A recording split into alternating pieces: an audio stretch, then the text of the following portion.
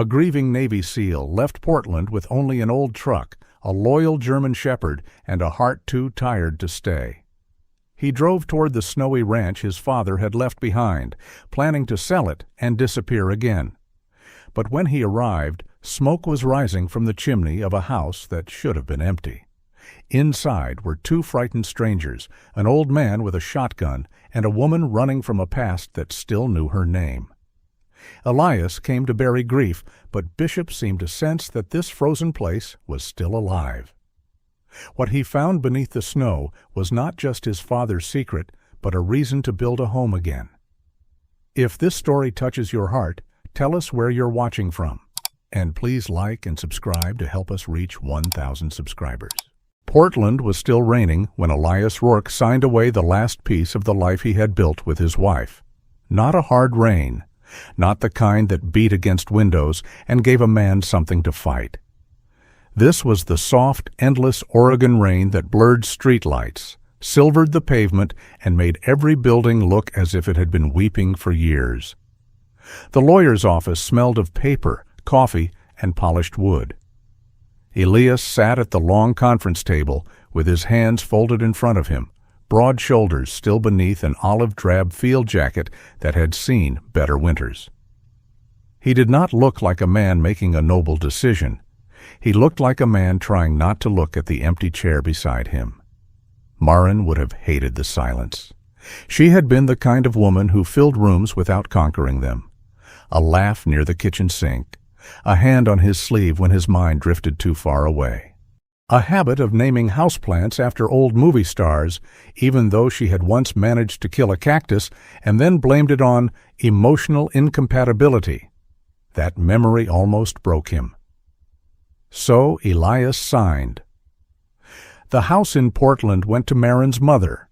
The life insurance connected to her illness went partly to her younger sister, partly to the cancer support fund Maren had donated to in secret for years.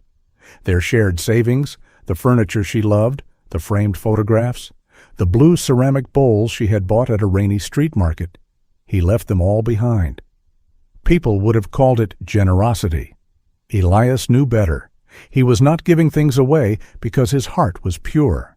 He was giving them away because every object had become a witness. The mug with the chipped handle remembered her fingers. The hallway remembered her slippers. The bedroom remembered the shape of her absence with a cruelty no enemy had ever managed. He had survived gunfire, desert nights, black water, and rooms where men stopped breathing before help arrived. But he could not survive the sound of rain on the kitchen window where Maren used to stand. When he stepped outside the office, the city looked unchanged. Cars hissed through wet streets. A cyclist cursed at a bus. Somewhere, someone laughed under an awning. The world, rude old beast that it was, had kept going. Beside the curb waited his old Ford pickup, dark green, paint dulled by years of weather and work. In the passenger seat sat Bishop, a 7-year-old German shepherd with a black saddle across his back and warm gold along his chest and legs. One ear stood sharp, the other bore a thin scar along the edge, a pale notch that made him look like he had once argued with fate and won by refusing to move. Bishop watched Elias through the glass, not impatiently, not with confusion, just watched. Elias opened the driver's door and climbed in. The truck smelled of leather, cold metal, and dog fur. On the seat between them lay a folded blue-gray wool scarf Maren had knitted for Bishop during one of her better treatment weeks. She had said a tactical dog deserved civilian dignity. Bishop had tolerated the scarf with the grave patience of a king forced into a holiday costume. Now Elias could not bring himself to pack it away. He rested 2 fingers on the wool. Bishop lowered his head and pressed his nose against Elias's wrist. For a moment, Elias did not start the engine. The city moved around them. Rain ran down the windshield in thin, crooked roads. Elias looked at the building across the street, at the reflection of his own face in the glass. 51 years old, hazel-gray eyes, dark hair swept back with silver at the temples, jaw rough with a few days of stubble. A scar near the bridge of his nose bent the line slightly, one of many old signatures his body had collected. He had the face of a man who had learned to endure almost everything except staying. Finally, he turned the key. The Ford coughed, shuddered, then came alive. "Come on, Bishop," he said quietly. "Let's get gone." The dog did not wag his tail. He simply settled back as if he had known the plan before Elias did. They left Portland under a low ceiling of rain. For the first day, Elias drove east through wet highways and dark pines. By the second, the rain thinned into sleet. By the third, snow began appearing along the shoulders of the road, first in dirty patches, then in clean white shelves that climbed the hillsides. He crossed Idaho in a long silence, broken only by the hum of tires, the occasional clink of Bishop's collar, and the voice messages he did not play. The lawyer had called twice, Marin's sister once. An old SEAL teammate had sent a short text, "You don't have to disappear." Elias read it at a gas station outside a town with one blinking traffic light and a diner shaped like it had given up in 1987. He did not answer. Disappearing was not the plan exactly. It was just the only thing he still knew how to do without instructions.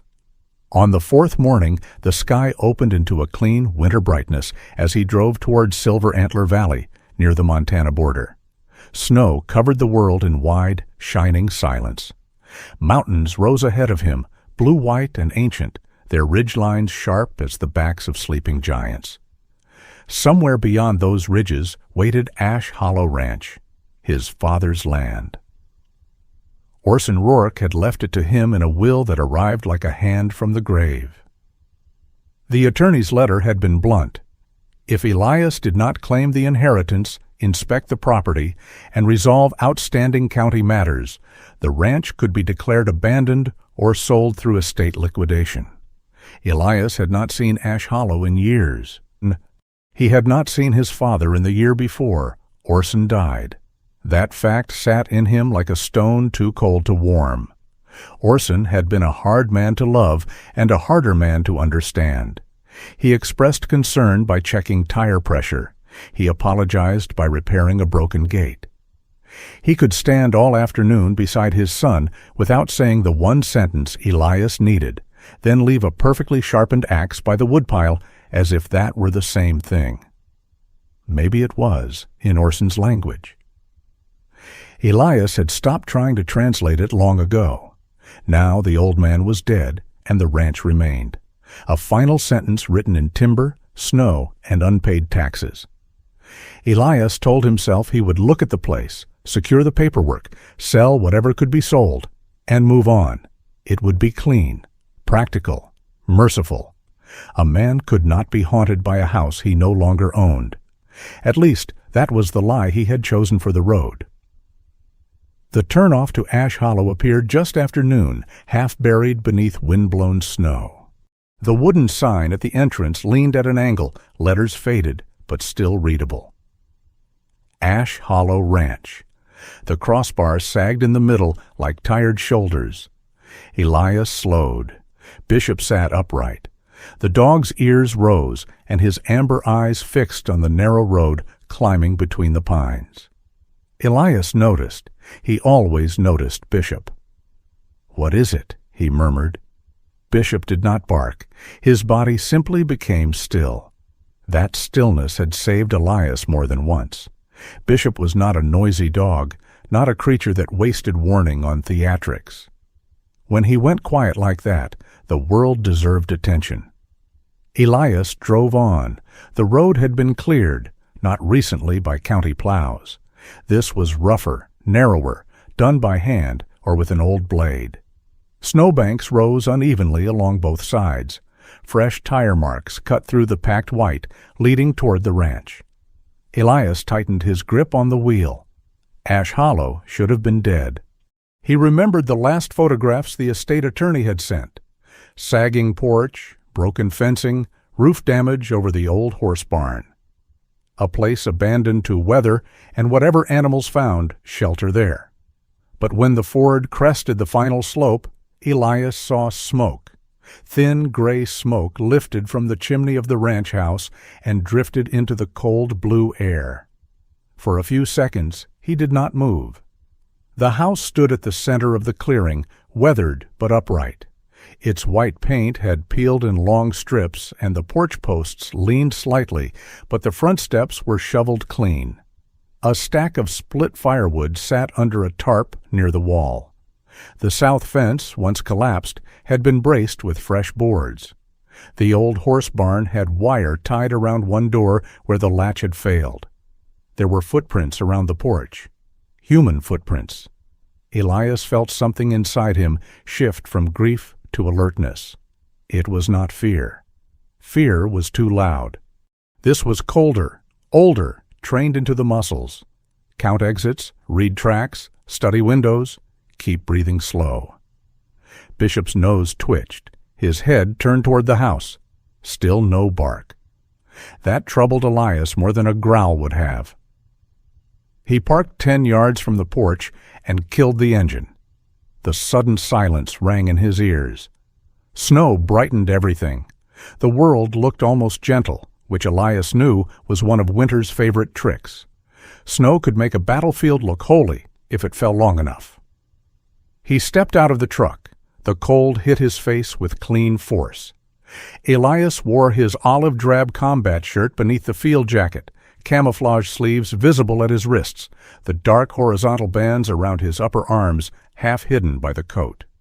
His charcoal tactical pants were tucked into worn brown boots. He looked less like a man coming home than a man approaching a place that might reject him. Bishop jumped down beside him, landing silently for a dog his size. Together, they crossed the yard. With every step, Elias saw more details that should not have been there. A patched window, a bucket turned upside down to keep snow out. Ash cleaned from the stovepipe.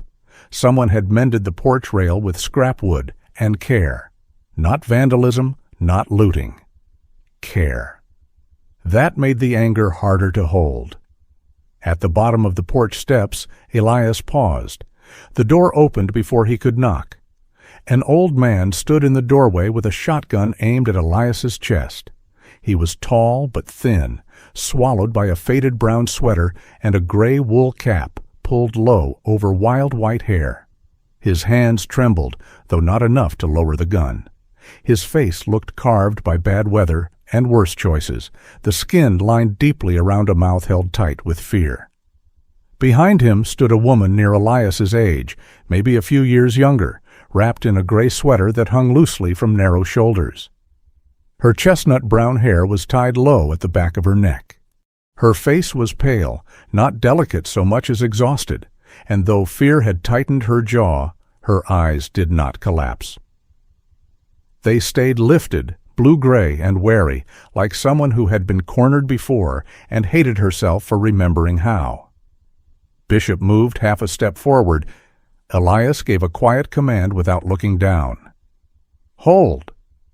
The German shepherd stopped, body controlled, eyes fixed on the shotgun.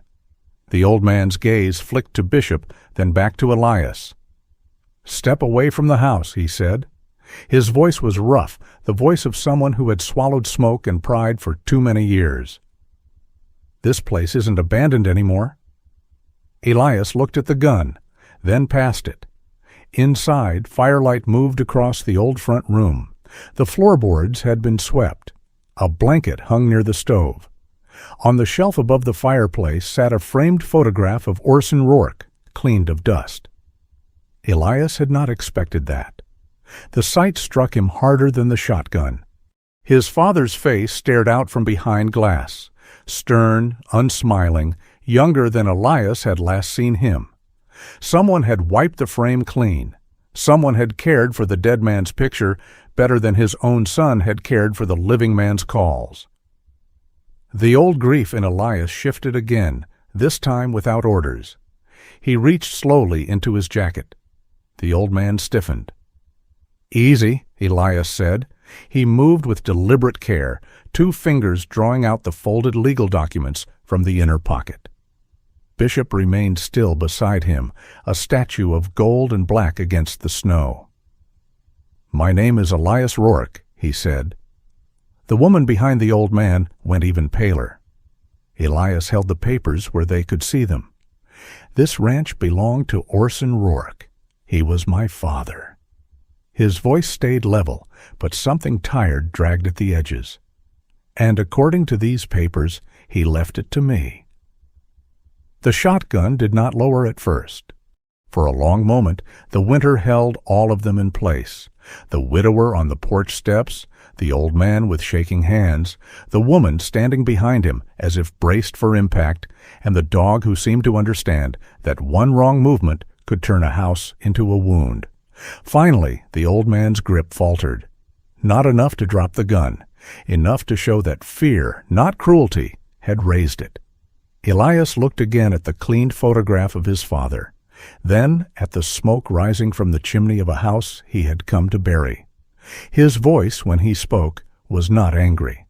It was colder than anger, more tired than threat. "The problem is," he said, holding the papers steady in the winter light, "my father left this house to me." The woman closed her eyes for half a second. The old man lowered the shotgun an inch. And somewhere behind Elias, Bishop gave one low breath, as if the house itself had finally answered. The shotgun lowered slowly, as if the old man's pride had more weight than the gun itself. For several breaths, no one stepped forward. Snow whispered against the porch roof. The chimney breathed a thin ribbon of smoke into the pale afternoon.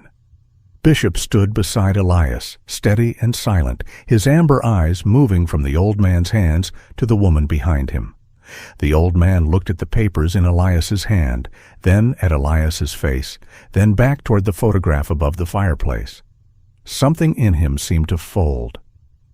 "Rourke," he said, voice roughened by cold and shame. "You're Orson's boy." Elias did not answer right away. Orson's boy. He had not been called that in years. The words landed strangely, like an old coat pulled from a trunk. Familiar shape. Unwelcome smell. "I'm his son," Elias said. The old man swallowed. His hands trembled harder now. Not with threat, with the knowledge that threat had failed. He turned the shotgun aside, broke it open with a practiced motion, and showed the empty chamber before setting it against the wall beside the door. "Wasn't loaded," he muttered. "Hasn't been in months." The woman behind him exhaled very quietly. Elias noticed that too. People revealed themselves in the breath they had been holding. "I'm Calder Voss," the old man said. "This is my daughter, Nora."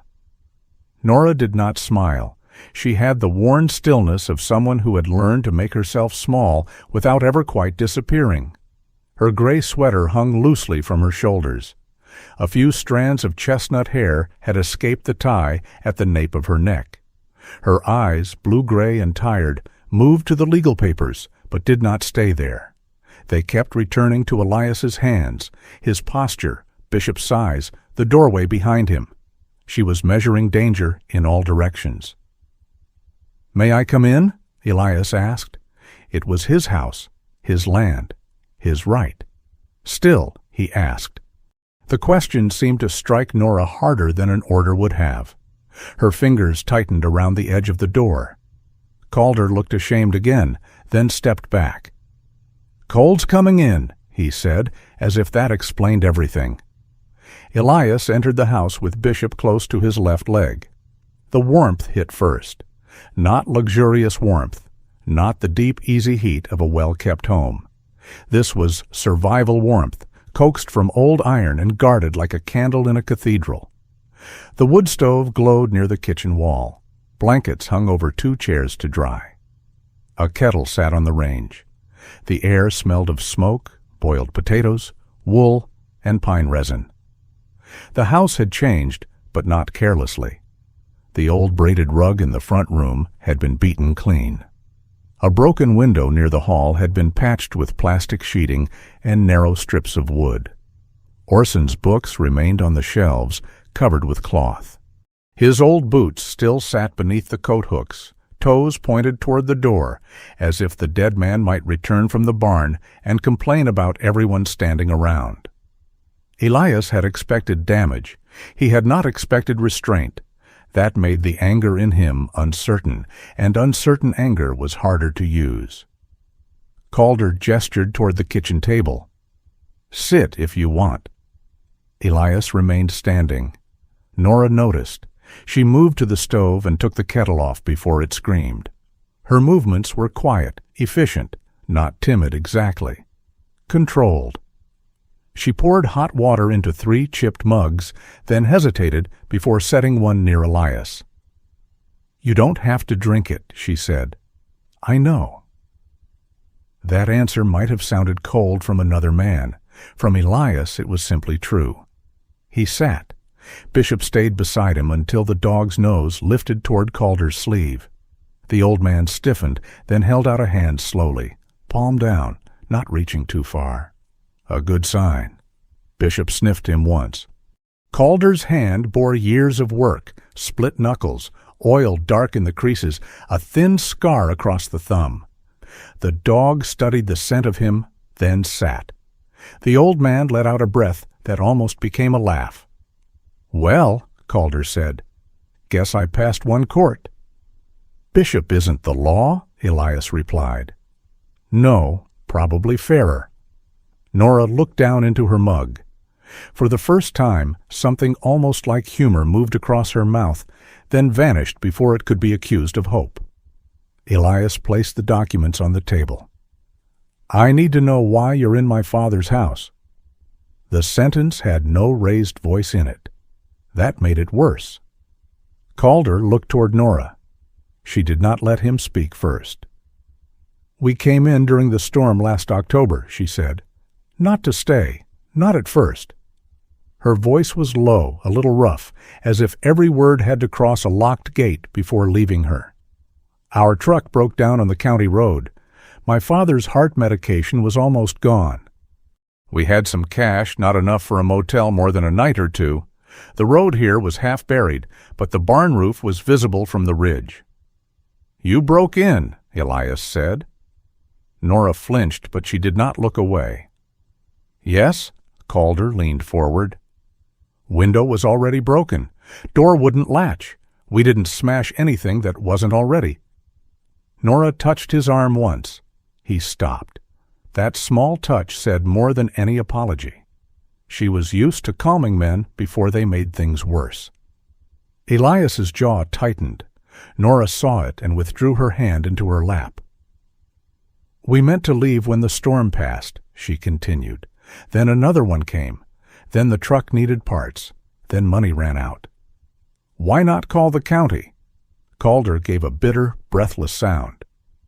"And tell them what? That a 74-year-old man and his daughter were sleeping in an abandoned ranch house they didn't own?" Nora's eyes stayed on her mug. "And because of Dane," she said. The name entered the room like cold air under a door. Elias waited. Nora's thumb rubbed along the chipped rim of the mug. "Dane Whitlock, my ex-husband." Calder's face hardened. Elias had seen that kind of expression before on men who had failed to stop something and hated the world for continuing afterward. Nora did not tell the story dramatically.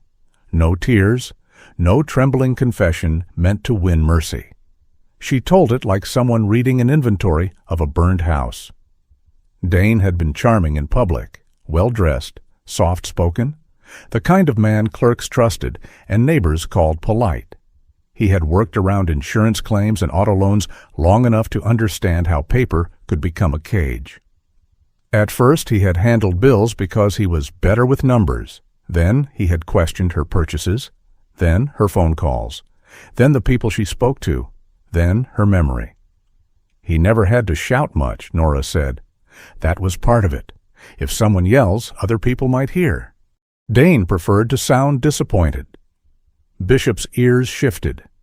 Elias did not move. Nora went on. Loans in her name. Electronic signatures she barely remembered making, because by then every day had become an argument about whether she was confused, ungrateful, unstable, difficult. When she finally left, Dane emptied the joint account, sent notices to old addresses, and let the debts bloom behind her like poisonous weeds. Calder stared at the table. "I told her to try longer," he said suddenly. Nora closed her eyes. "Dad?" "No." His voice broke on the edge of the word. "He came to my shop, shook my hand, called me sir. I thought—" He pressed his palm hard against the table as if steadying a machine. "I thought a steady-looking man was the same as a good one." No one spoke for a moment. Outside, wind moved across the house and rattled the patched window in the hall. Elias looked toward the sound. The repair was rough but effective. A narrow strip of cloth had been stuffed along the frame to block the draft. Someone had cared enough to notice the wind. Nora followed his gaze. "We didn't touch your father's bedroom," she said, "or his desk. We used the kitchen, the front room, and the small room behind the pantry. That's all." Calder pushed back from the table with effort. "I've got something."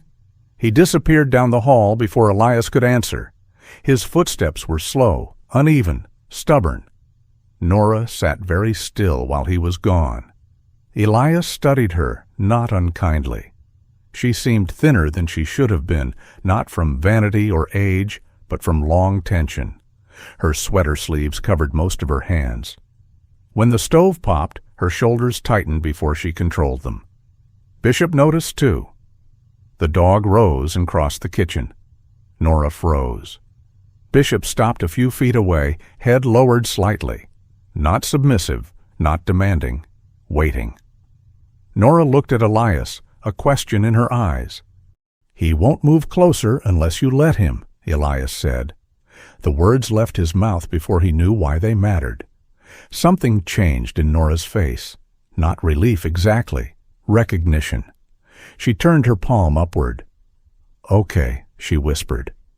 Bishop stepped forward and placed his broad head beneath her hand. Nora did not pet him at first. Her fingers rested lightly between his ears, barely touching the black fur. Then the dog leaned in with careful weight, and her breath broken away so small Calder might not have heard it from the hall. Elias heard. He looked away, giving her the only privacy the room could offer. Calder returned carrying a thick notebook bound with twine.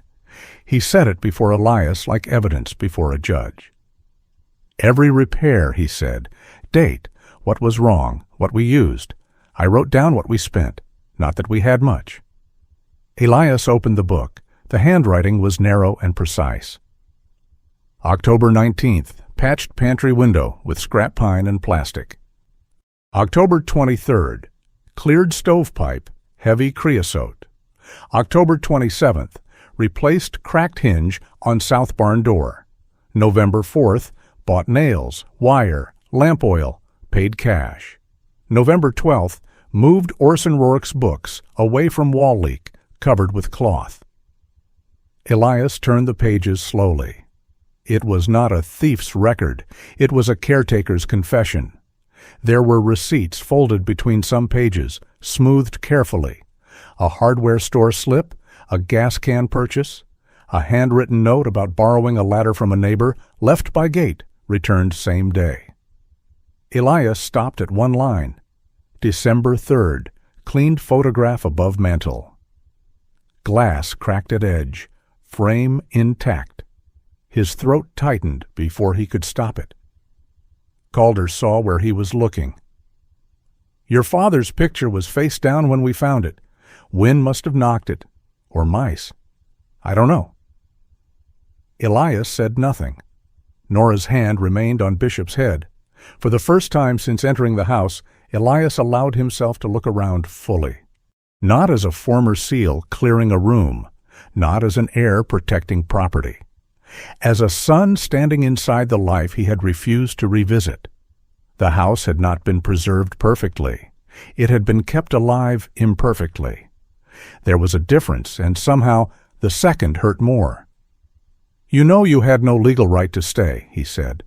Calder nodded once. "Yes." "If I call the sheriff, this becomes simple." "Yes." Nora's fingers went still in Bishop's fur. Elias looked at her. "You understand that too?" "I do." No pleading, no performance. That mattered. Elias leaned back in the chair. The wood creaked under his weight. He thought of Portland, of signatures drying on legal paper, of leaving behind everything that had watched him fail to save Marin. He had come here to dispose of a property, not inherit two strangers and their fear. A bitter part of him wanted to choose simplicity. Empty the house, change the locks, sell the land, keep moving. A cleaner wound, perhaps. Then Bishop shifted, resting more firmly against Nora's knee. The dog did not look at Elias, did not ask. He simply stayed where he was, as if declaring that fear in this room had a shape, and he had chosen to stand beside it. Damn dog, Elias thought. Marin would have laughed at him. She had always said Bishop had better moral instincts than most officers Elias had known. Elias closed the notebook. "I'm not giving you the house," he said. Calder's mouth tightened. "Didn't ask." "I'm not pretending this is fine either." Nora nodded once. "But it's winter," Elias continued. "The road's bad, and I don't throw people into snow because paperwork says I can." Calder looked up then. Elias tapped the notebook. "You repaired things. You kept records. You didn't sell my father's belongings. That buys you enough trust for a temporary arrangement, not more." Nora's eyes filled, but she blinked the emotion back so quickly it almost vanished. "What arrangement?" she asked. "You can stay through the winter," Elias said. "In exchange, you work. Paid work, written down. Calder can handle small repairs if he's able. No heavy lifting unless I approve it." Calder bristled. "I've been fixing machines longer than you've been shaving." "And you'll continue fixing them with both shoulders attached." Nora made a sound that might have been a laugh if it had been allowed more oxygen. Elias looked to her. "You said you worked logistics?" "Yes." "Then you handle inventory, supplies, costs, what needs repair, what can wait, everything on paper. If the county, my attorney, or law enforcement asks questions, we don't hide. We answer with records." The word law enforcement made Nora's face pale again. Elias did not soften it. "If this Dane finds you, hiding inside another lie will help him more than you." She looked down. Calder whispered, "He's right." Nora's jaw trembled once, then steadied. "All right," she said. Elias stood. "We'll write it tonight. Plain terms. Temporary housing. Paid work. You can leave whenever you want. I can end it if you lie to me, steal from me, or bring danger here, and hide it." Nora met his eyes. "And if danger comes without permission?" That was the first thing she had said that did not sound like defense. Elias looked at Bishop, still pressed close to her side. "Then we deal with it honestly." Calder rubbed both hands over his face. When they dropped, he seemed 10 years older, and one burden lighter. "I'm sorry," he said. "For the gun, for the house, for all of it." Elias looked toward the mantel. Orson's photograph watched them from above the fire, severe and silent as an old mountain god who had never learned to bless anyone gently. "I'm not the one you need to apologize to for being scared," Elias said. Calder's eyes moved to Nora. Nora looked away, but not before Elias saw the wound pass between them. That was not his to touch. Not yet. By nightfall the storm had thickened outside. Snow filled the yard in silver sheets, softening the truck tracks and covering the footprints that had brought Elias to the porch. Inside, the kitchen table became a place of uneasy treaty. Elias wrote terms in block letters. Nora corrected dates.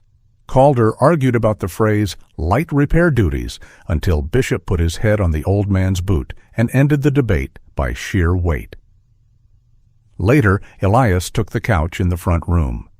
Calder and Nora withdrew to the small room behind the pantry, leaving the door half open, perhaps from habit, perhaps from fear. Bishop lay between Elias and the front door.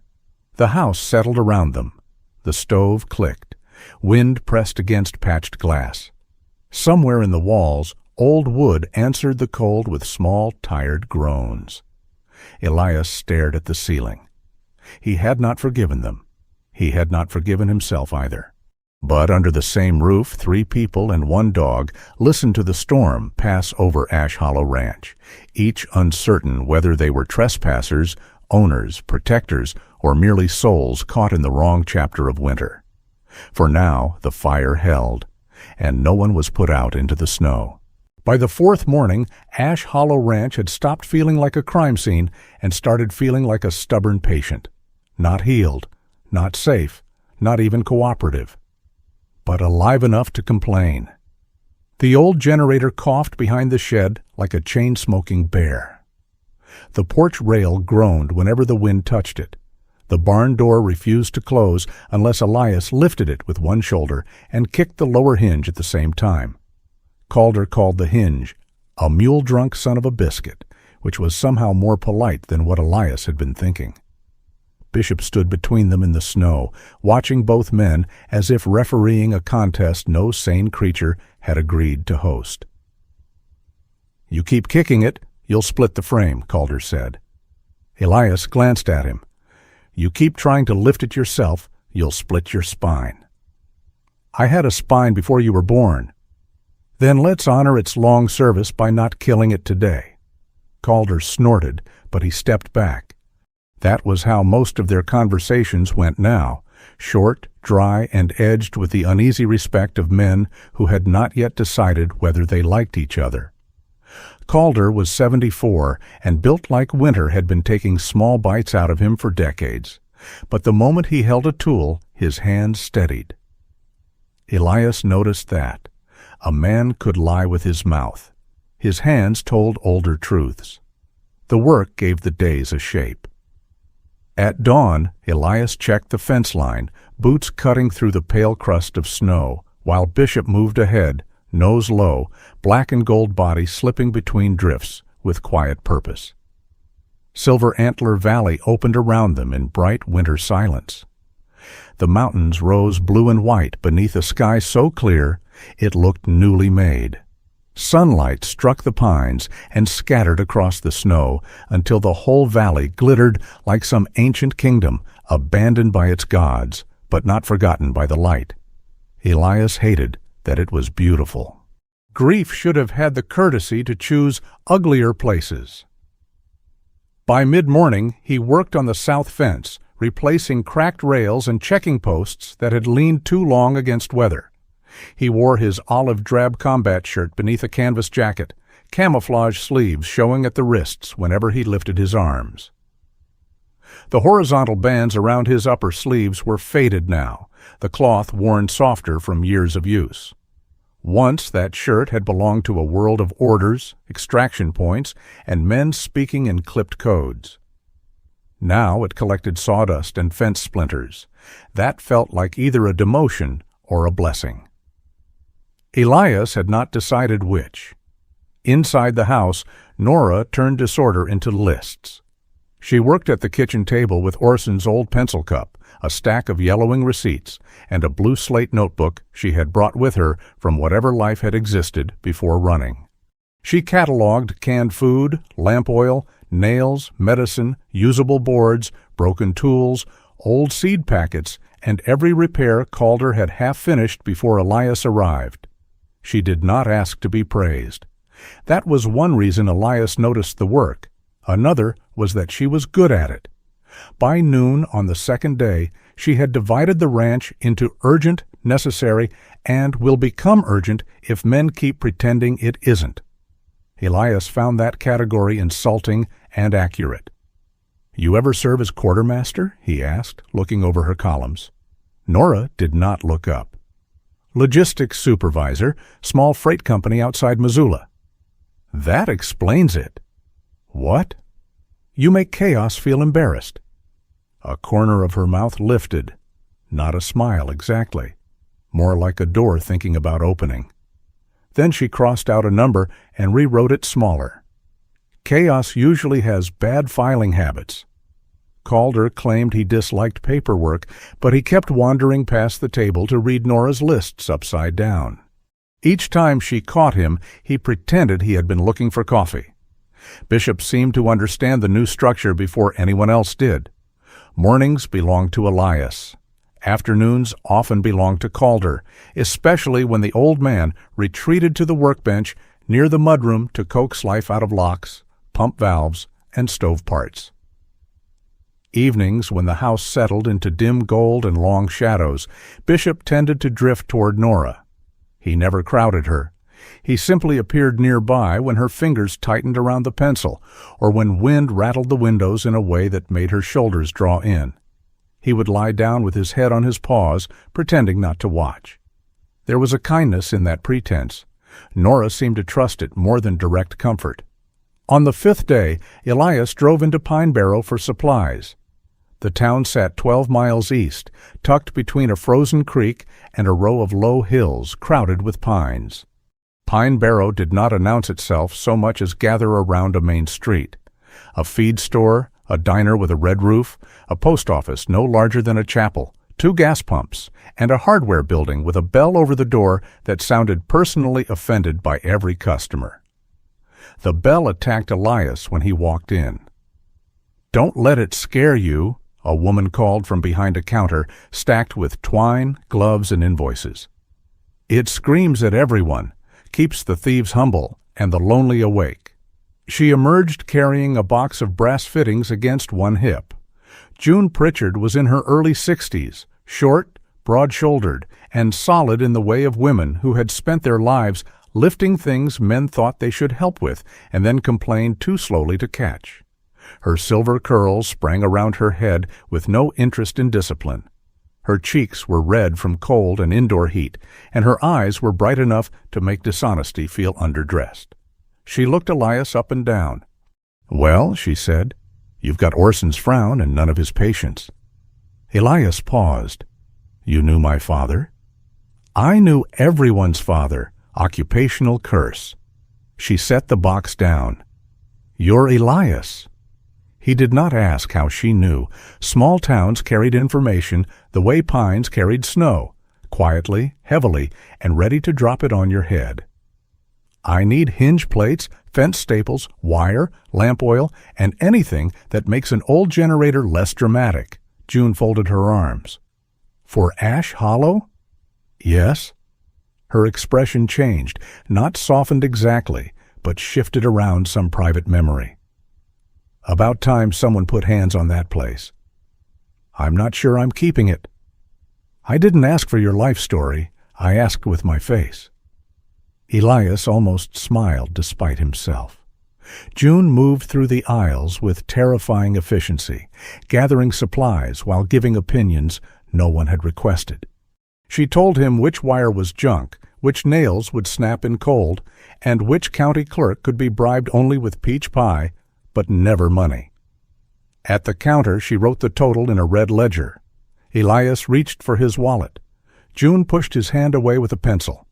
"You can pay half now, half in 30 days. "I didn't ask for credit."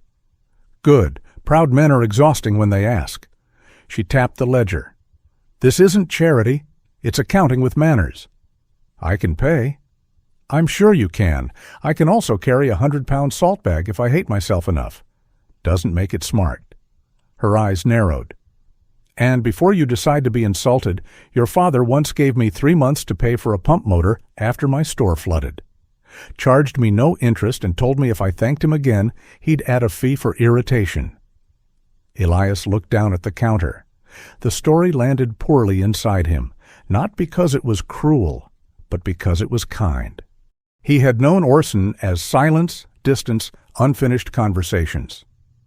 Other people kept handing him pieces of a man who had existed outside the walls Elias had built around his memory. June wrapped the fittings in newspaper. Orson was hard as a frozen fence post, but he showed up. That counts in this valley.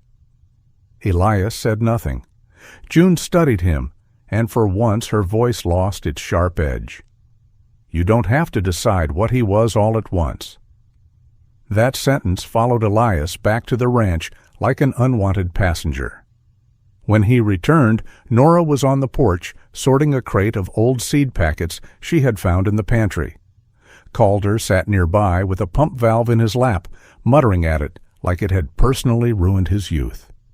Bishop came down the steps to meet the truck, tail moving once, then twice. For Bishop, that was a parade. Elias unloaded the supplies. Nora noticed the ledger slip tucked under the twine. She gave you credit?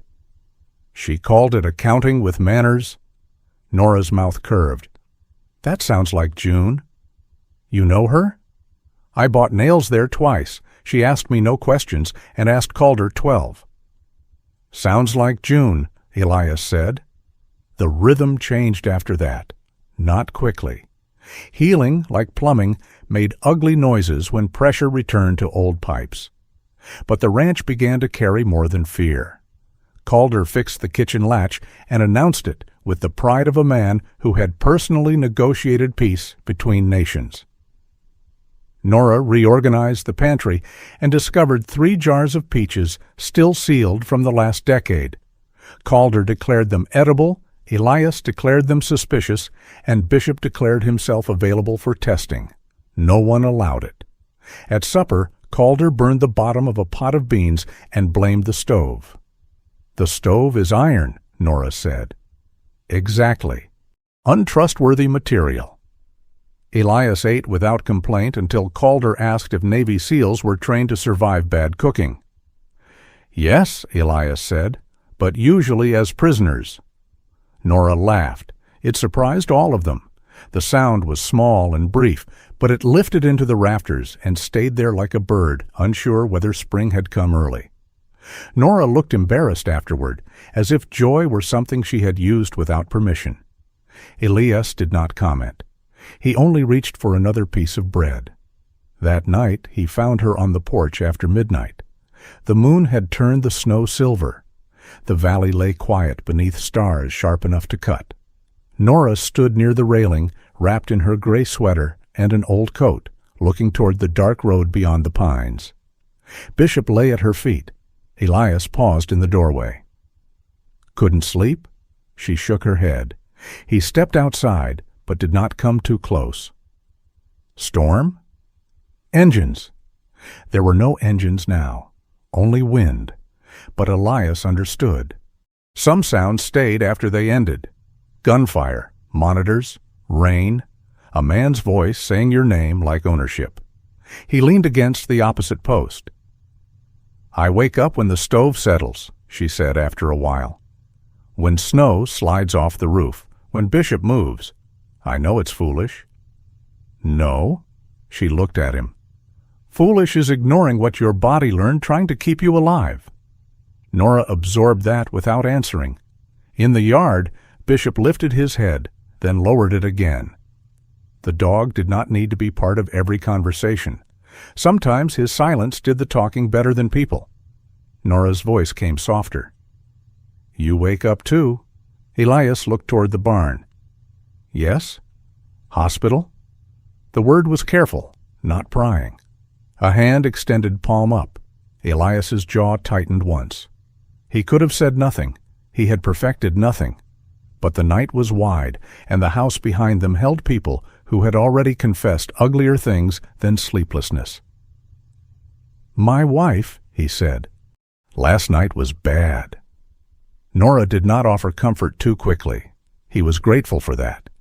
After a while, she said, I'm sorry. Me too.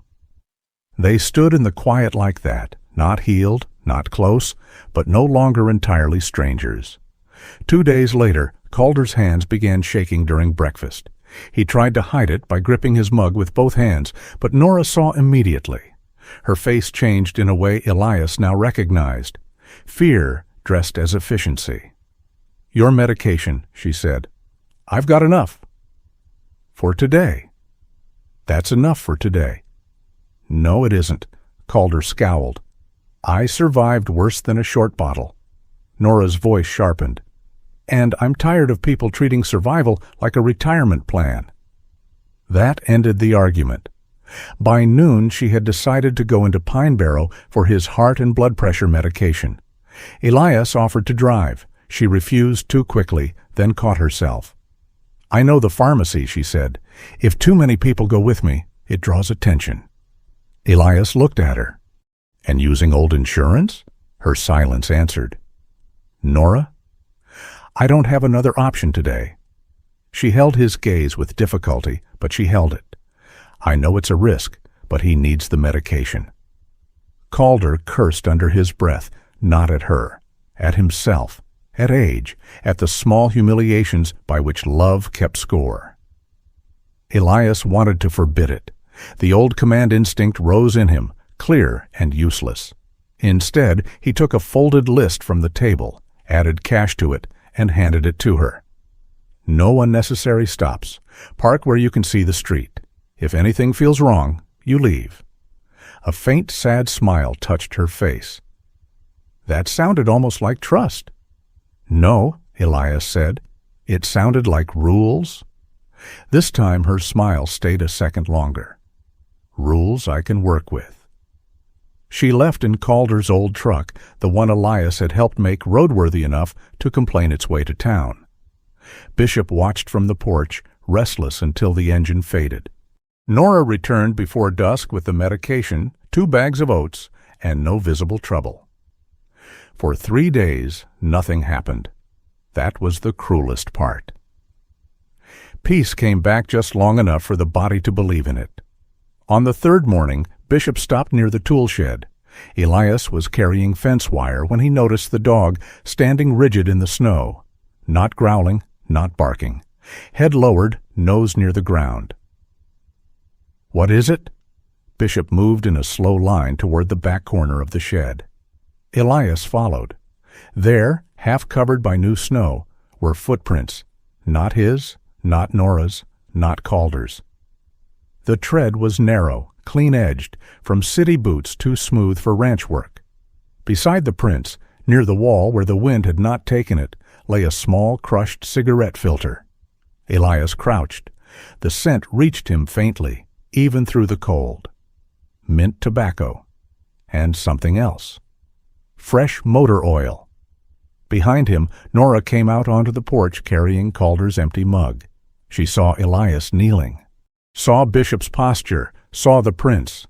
The mug slipped in her hand, but did not fall. All the color left her face.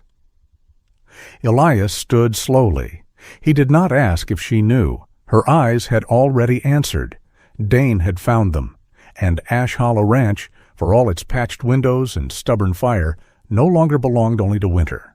Dane Whitlock arrived in Pine Barrow like a man who had practiced sorrow in a mirror. He did not come roaring down Main Street in a mud-splattered truck. He did not slam doors or shout names into the cold. He parked a clean black SUV in front of June Pritchard's feed and hardware store, stepped out in polished boots that had no business on a winter road, and paused to smooth one black leather glove over the other. The town noticed. Pine Barrow always noticed. A place that small did not have gossip so much as weather systems made of glances. Dane was 50, handsome in a maintained way, with dark hair combed back neatly, and silver at the sides placed almost too well to be accidental. His coat was expensive. His face carried the gentle fatigue of a man hoping strangers would ask what hurt him. June saw him through the store window before the bell over the door had time to scream. "Now there's a man who irons his excuses," she muttered. He entered with a soft smile. "Good afternoon," he said. "I'm looking for someone who may have passed through here. Nora Voss. She's my former wife." June leaned against the counter, pencil tucked behind one ear, red ledger open beside her. "Former wife? Current problem? Or missing person?" Dane's smile faltered only a breath. "I wish it were that simple." People who say that usually brought the complication with them. His eyes moved around the store, noting shelves, exits, the wall phone, the old security mirror above the counter. He saw more than he pretended. June saw that too.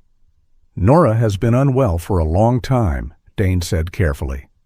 "Her father isn't in the best mental condition either. I'm worried they may be imposing on someone, maybe telling stories that aren't entirely accurate." June's pencil stopped moving. There it was, not an accusation sharp enough to cut, just a little dust thrown into clean water. "Unwell," she repeated. "I don't blame her," Dane said, lowering his voice with polished sympathy. "She becomes frightened, confused. She signs things, denies them later, leaves debts behind, runs from people trying to help. It's painful, honestly." A younger, lonelier town might have believed him. Pine Barrow was not young, and June Pritchard was not lonely enough to buy grief from a stranger in shiny boots. "I sell nails, feed, lamp oil, and regrettable coffee," she said. "I do not sell people." "I'm not asking you to." "Then buy something or leave my bell alone." For the first time, Dane's smile thinned. He bought a pack of batteries he did not need and left a business card on the counter as if planting a seed. June waited until his SUV disappeared toward the diner before she picked up the phone. "Elias," she said when he answered, "that handsome snake just slithered through my store." At Ash Hollow Ranch, the day changed shape the moment Elias hung up. Nora had been at the kitchen table, sorting receipts into 3 piles: repairs, supplies, and Dane. The third pile had grown slowly over the past days. Old notices, copies of loan statements, a letter with language that looked official but smelled like threat. Her hand stilled when she saw Elias's face. "He's in town?" she asked. "Yes." Calder swore from the mudroom where he had been coaxing a lock mechanism back to life. "Damn him." Bishop rose from beside the stove. No command had been given. None was needed. Elias slid his phone into his pocket. "June says he's asking questions." Nora's eyes lowered to the papers in front of her. For a moment she looked not afraid, but tired in a way that made fear seem almost energetic by comparison. "He'll sound reasonable," she said. "He always does first." Calder reached for the shotgun by the door. Elias crossed the room and put one hand on the barrel before the old man could lift it. "No." Calder's face flushed. "He comes here, I'm not letting him—" "You raise that gun, and he gets exactly what he wants. A frightened old man, a dangerous ranch, a story he can carry straight to the sheriff." Calder's jaw worked. "He made her small," the old man said, voice shaking. "Right in front of me, year by year, and I sat at Sunday dinners with him like a fool because he called me sir." Nora stood. "Dad!" Calder looked at her, and whatever anger held him upright drained into shame. Elias did not soften his voice. "You want to protect her? Then don't give him a weapon made of your temper." The words landed hard. Calder stared at the shotgun, then set it back down as if it burned him. Outside, tires rolled over packed snow. Bishop moved first. He crossed the room without hurry, pushed through the cracked open front door, and stepped onto the porch. Elias followed. Dane's SUV stopped near the yard gate. For a moment, he stayed inside, letting the engine idle. The exhaust drifted white in the cold air, ghosting around the bumper. Then the driver's door opened. Dane stepped out as if arriving at an appointment. His gaze swept over the ranch, patched rail, stacked wood, old barn, Elias on the porch, Bishop below him, Nora visible behind the screen door, Calder a shadow in the hall. Dane smiled sadly. "Nora," he called. "There you are?" Bishop did not bark. He stood at the foot of the steps, body square, head lowered slightly, amber eyes fixed on Dane's gloved hands. Dane noticed. His steps slowed. Elias descended one stair. This is private property." "I understand," Dane said warmly. "You must be Elias Rourke. I hoped we could speak like reasonable men." "Reasonable men usually call before entering someone's land." "I was worried. You can appreciate that, I'm sure." Dane's eyes flicked to Bishop again. "That's quite a dog. He appreciates distance. I'll keep that in mind." Nora came onto the porch, but she stayed near the door. Her gray sweater was pulled tight around her, not for warmth. Calder stood behind her, one hand clenched around the doorframe instead of the shotgun. Dane's expression softened when he saw her.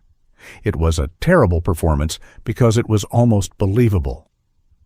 "Nora," he said gently, "I've been looking everywhere. You and your father can't keep doing this."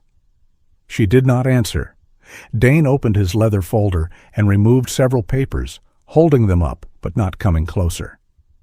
"There are outstanding obligations. You know that. Legal ones, financial ones. I'm trying to resolve this before it gets worse." Elias took out his phone and started recording. Dane's eyes sharpened. "Is that necessary?" "Yes. I'm not here to cause trouble." "Then the recording should flatter you." For a second, something real moved beneath Dane's face. Irritation, quick as a fish under ice.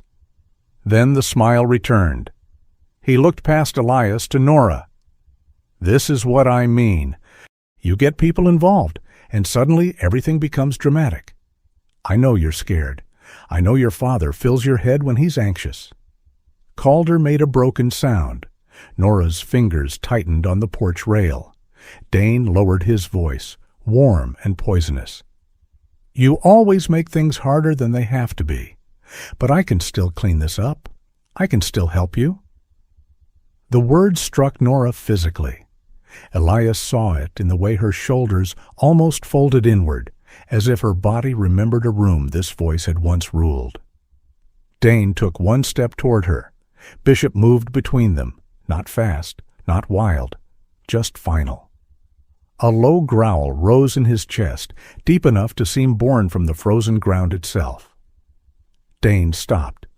Elias stepped down to the bottom stair. His phone remained in one hand. His other hand hung loose at his side, relaxed in a way only dangerous men could afford. "Take another step," Elias said quietly, "and the dog won't be the part of this you should worry about." Dane's smile vanished fully now. "There it is," he said. "The Marine temper." "Navy," Elias said. "What?" "Different branch." It was absurd, small, almost funny. Nora looked at him, startled despite herself. Elias did not look away from Dane. "And you're trespassing." Dane's jaw tightened. "Nora," he said, ignoring Elias again, "tell this man the truth before he gets dragged into your mess. Tell him about the loans. Tell him about the names you used. Tell him about your father pointing guns at people." Nora's breath hitched. Dane leaned into that tiny opening like a blade finding a seam. "You see? You're already freezing up. This is what happens. You panic, you make bad choices, and then someone else has to fix it. Honey, come home before you ruin another man's life." The word honey made Bishop growl again. But it was Nora who moved. She stepped down one stair, not far. Not bravely in the way songs made bravery sound. Her hand shook on the railing. Her face had gone pale. But she stepped out from behind Elias's shoulder and Calder's fear. "Do not call what you destroyed help," she said. Dane blinked. The porch seemed to hold its breath. Nora's voice shook, but each word landed where she put it. "You emptied our account and called it budgeting. You made me sign loans and called it trust. You told people I was confused until I started wondering if I was. You don't get to stand on this land and call yourself the one who cleans up messes." Dane stared at her. For the first time since stepping out of his SUV, he looked less like a grieving husband and more like a man whose favorite tool had slipped from his hand. Then he laughed softly. "That sounded rehearsed." "No," Nora said. That sounded late. Elias felt the words move through the air like the first crack in a frozen river.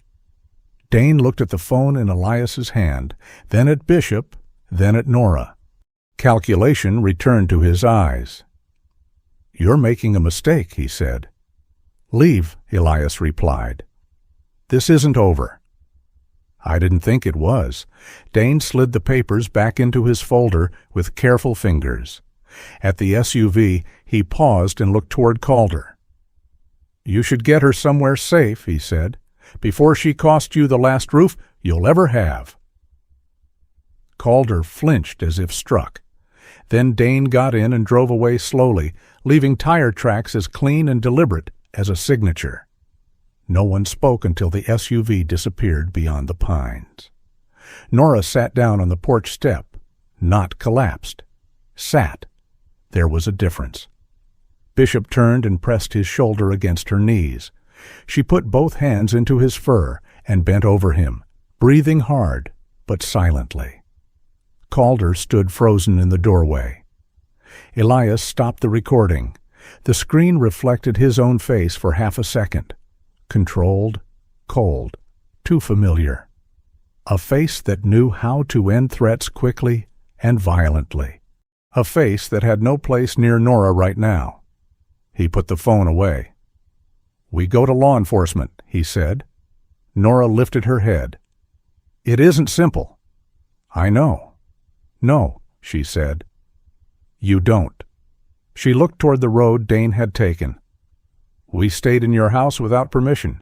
We used different names at 2 motels. Some of the debt is real because I signed things.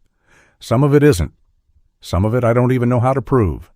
Dane understands paperwork better than most people understand prayer." Calder rubbed a hand over his mouth. "He'll make us look like thieves," Nora said. "Or unstable. Or both." Elias looked at the patched porch rail, the smoke from the chimney, the old barn resisting another winter by stubbornness and wire. "Then we don't go in with a story," he said.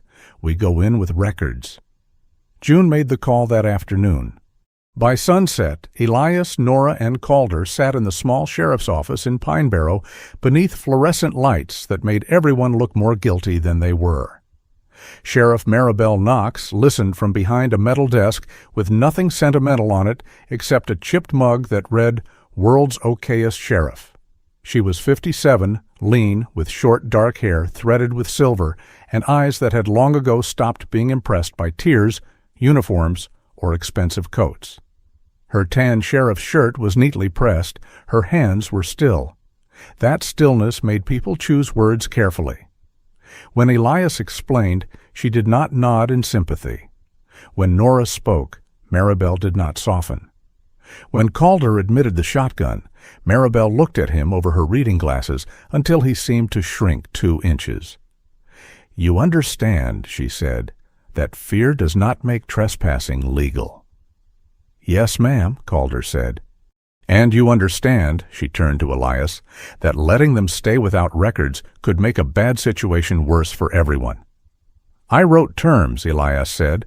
"Temporary housing, paid work, duties, signatures." Maribel held out her hand. He gave her the papers. She read them slowly.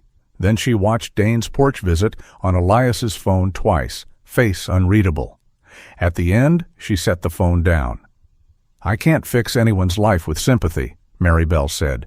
"Sympathy doesn't hold up in court. Evidence might." Nora's shoulders stiffened. Maribel's voice remained firm, not unkind. "I need copies of every agreement, every receipt, medical records showing why the insurance was used, any loan documents Dane claims are valid, any communications where he threatens, misrepresents, or pressures you. Dates matter, devices matter, names matter." Nora nodded, too quickly. Maribel noticed. "Slow down. Panic makes bad paperwork." Something about that sentence almost made June, standing near the door with her arms folded, smile. Elias looked at the sheriff. "You believe her?" Maribel took off her glasses. "I believe there's enough smoke to look for fire. That is not the same as belief. It's better. Belief can be lazy. Work is harder to corrupt. Nora stared at the desk. Then, quietly, she said, I can work. Maribel looked at her for a long moment. I expect you can. They returned to Ash Hollow after dark. The house felt different now, not safer, more awake. As if Dane had not broken the door, but had pressed his hand against it, proving where the weak wood lay. For 2 hours, the kitchen table became an evidence station. Nora gathered papers from her blue notebook. Calder found receipts in his repair ledger. Elias labeled the video file and wrote down the time of Dane's visit. June had given them a stack of folders, muttering that nothing frightened a liar like alphabetized truth. Near midnight, Elias went to the old back room off the mudroom to search Orson's desk for estate documents. Dust lay thick there. The room smelled of cedar, cold paper, and old oil. Bishop followed him in, nose working along the floorboards. Elias opened drawers, tax notices, fence maps, veterinary receipts from years ago. A photograph of his mother tucked inside a seed catalog. He set that aside carefully. Bishop pawed once at the floor near the workbench. Mouse, Elias said. The dog pawed again, harder. Elias crouched. The board beneath Bishop's paw did not sit flush. A faint draft touched his knuckles, warmer than the room. He used Orson's old folding knife to pry at the edge. The board lifted with a dry groan. Beneath it sat a narrow metal box wrapped in oilcloth. Elias did not move for a moment. The house around him seemed to grow very quiet. He carried the box to the kitchen. Nora, Calder, and June looked up as he set it on the table. Inside was no gold, no cash. No miracle stacked in neat green bills. There was a brass key darkened with age, its tag stamped with 2 words, Mercy Shed. Under it lay several folded letters in Orson's blunt handwriting and a hand-drawn map of the western tree line.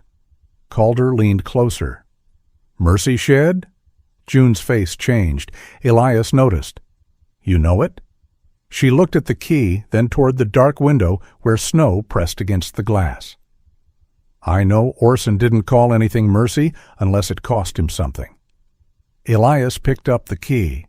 It was cold in his palm, but not as cold as it should have been.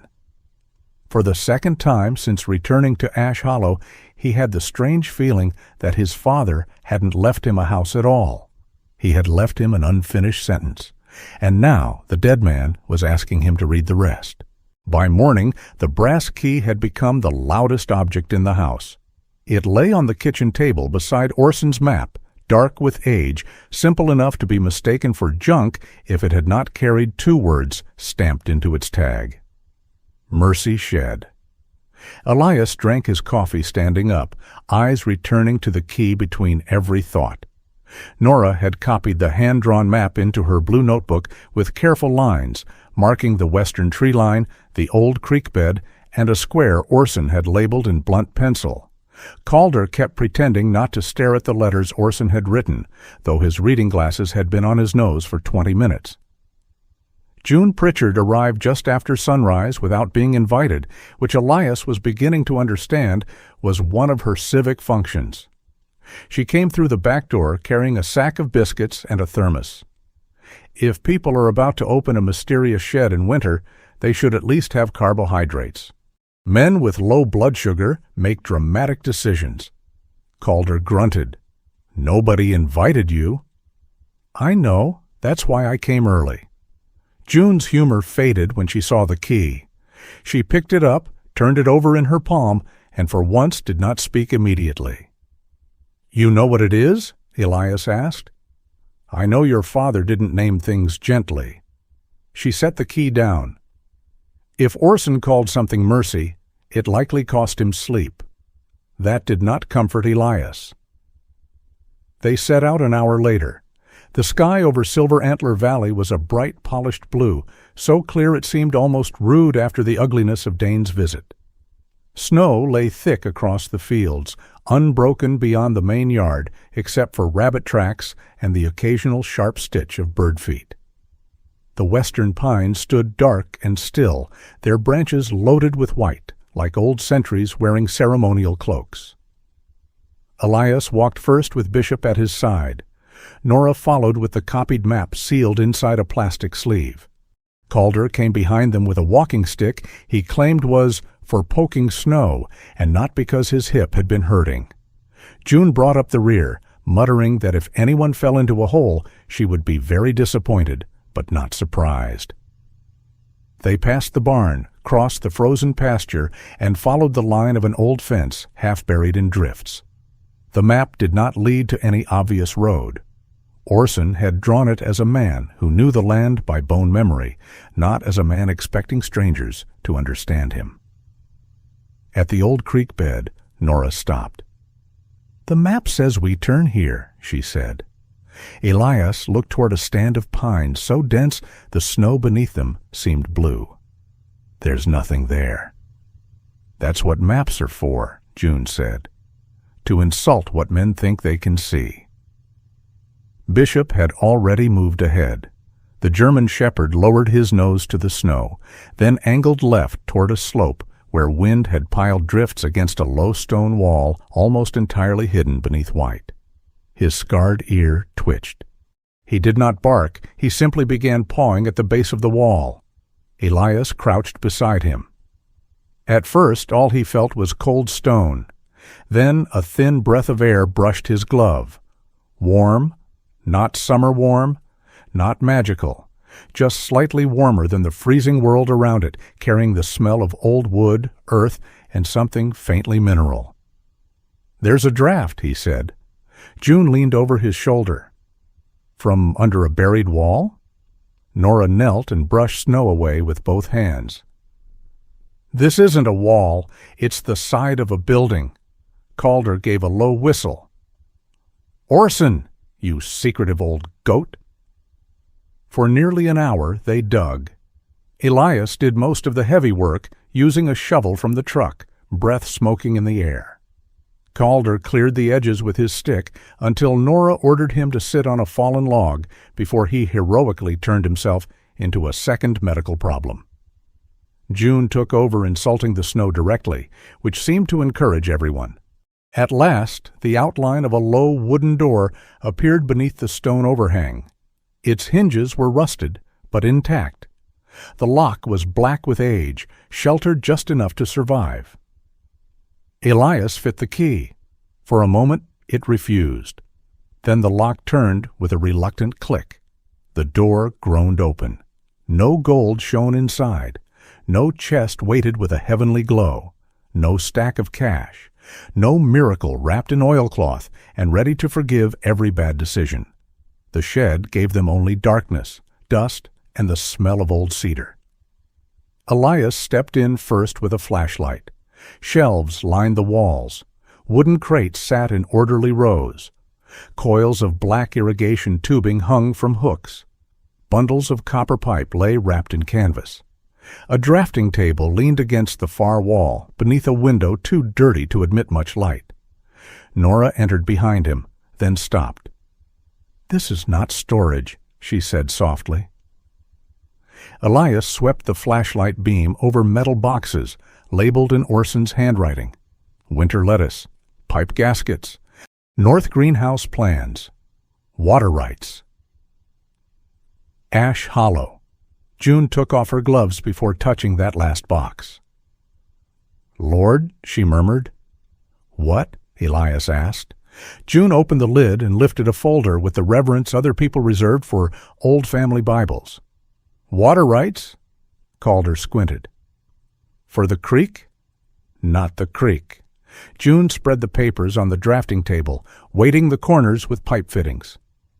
"This is for the warm spring under the west field. I heard rumors your father registered it properly years ago, but I thought the paperwork expired or got lost." Elias looked at the legal descriptions, stamped county seals, and survey lines. "Explain it to me like I'm not a farmer." "You're not," June said. "That's obvious from your boots." "June," she tapped the page. "Land here without reliable water is scenery. pretty, expensive to maintain, and almost useless in a hard winter. This spring runs warm enough to keep greenhouse lines from freezing if you build right. Orson had legal use secured, not enough to flood the valley, enough to grow when everyone else is staring at frozen dirt. Nora's eyes moved across the shelves. That's why the seed packets in the pantry were winter strains. June nodded. He was growing under glass years ago. Elias remembered a greenhouse from childhood, though not clearly. Frosted panes, his mother laughing somewhere inside, his father carrying a tray of seedlings like it was ammunition. Then the memory broke before it could become whole. Calder opened another crate. These valves are old but good, better than half the new junk. Nora found ledgers wrapped in waxed cloth. Production logs, orders, planting cycles. Elias stood in the center of the shed as the inheritance rearranged itself around him. It was not wealth in the language of banks, it was wealth in the language of survival. Water that still moved under snow, seeds that could wake. Plans drawn by a man who had said little and prepared much. On the drafting table, beneath a stack of greenhouse blueprints, Elias found an envelope with his name on it. Not attorney, not executor. Elias. The letters were written in Orson's hand, heavy and uneven. His throat tightened before he opened it. He almost put it away. Nora saw the hesitation and looked elsewhere, giving him the grace of not watching. That somehow made him open it. Son, if you found this, then either I am gone, or I finally became too stubborn for my own body, and someone had to go looking for what I hid badly. Your mother used to say the greenhouse was the only place I spoke kindly. She was right. Plants were easier than people. You could give them water and light, and know you had done something useful. Sons were harder. Grief made me worse at both. After your mother died, I closed the greenhouse because I hated watching things live without her. That was cowardice, though I would have called it practicality if anyone asked. I kept the water rights. I kept the plans. I put aside what money I could in a trust for the land. Not much, but enough to begin if a man is willing to sweat. If you cannot love this place for me, let it feed someone you cannot bear to abandon. That is all a home ever was, before proud men made it complicated. Dad Elias read it once, then again. The shed blurred, not with tears exactly, but with the body's refusal to keep every wall standing at once. For most of his life, Elias had believed Orson's silence was a locked door. Now, holding the letter, he realized silence had sometimes been a shed buried under snow, full of tools, waiting for a son too angry to come looking. He folded the letter carefully. Nora was still facing away. Calder had suddenly become very interested in a box of gaskets.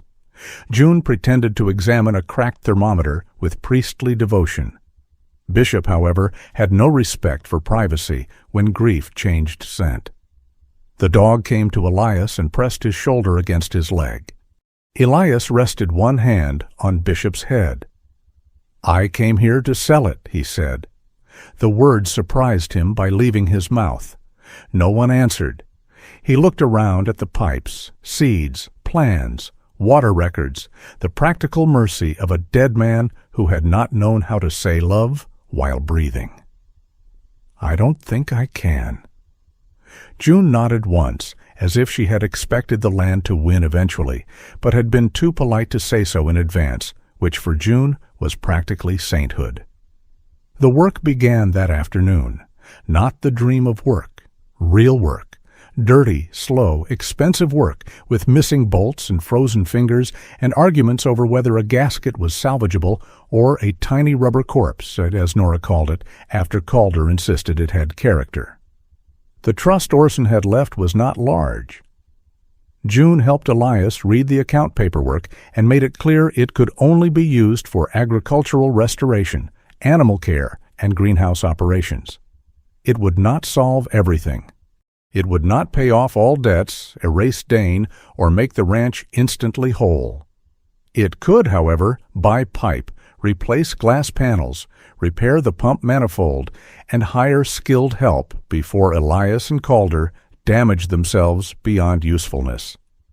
June recommended Ray Kepler. Ray arrived 2 days later in a dented white truck with a ladder strapped to the roof and a thermos so battered it looked like it had survived several wars and one divorce.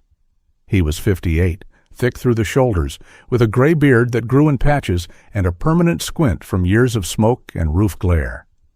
One leg dragged slightly when he walked, but he climbed onto the greenhouse frame with the calm irritation of a man offended by gravity. "I heard there was a roof trying to kill people," Ray said. Elias looked at the greenhouse skeleton. "Several." Ray grunted. "Good. I hate being underchallenged." June had told Elias that Orson once repaired Ray's generator during a winter outage and refused payment. Ray denied sentiment immediately. "I'm not here for charity," he said, tightening his tool belt. "I charge." "June said you charge cheap." "June talks too much." "She said that too." Ray almost smiled, then climbed the ladder. With Ray handling the heavy repairs, Calder could focus on valves and pump fittings without pretending he was 35 and made of barn timber. Nora took over ordering supplies, calling Pine Barrow's Diner, the grocery, and 2 lodges near the highway to ask whether they would buy winter greens if Ash Hollow could produce them. The first calls were awkward. By the 4th, her voice steadied. By the 6th, she was taking notes like the woman she used to be before Dane made every decision feel like a crime. At night, she spread Dane's papers beside the greenhouse ledgers. The contrast was almost obscene. Orson's records were blunt, dated, imperfect, but honest. Dane's documents were slippery, full of vague fees, mismatched dates, and signatures that did not sit right. Nora found the first inconsistency on a Thursday. "This loan was opened after I left," she said, pointing with her pencil.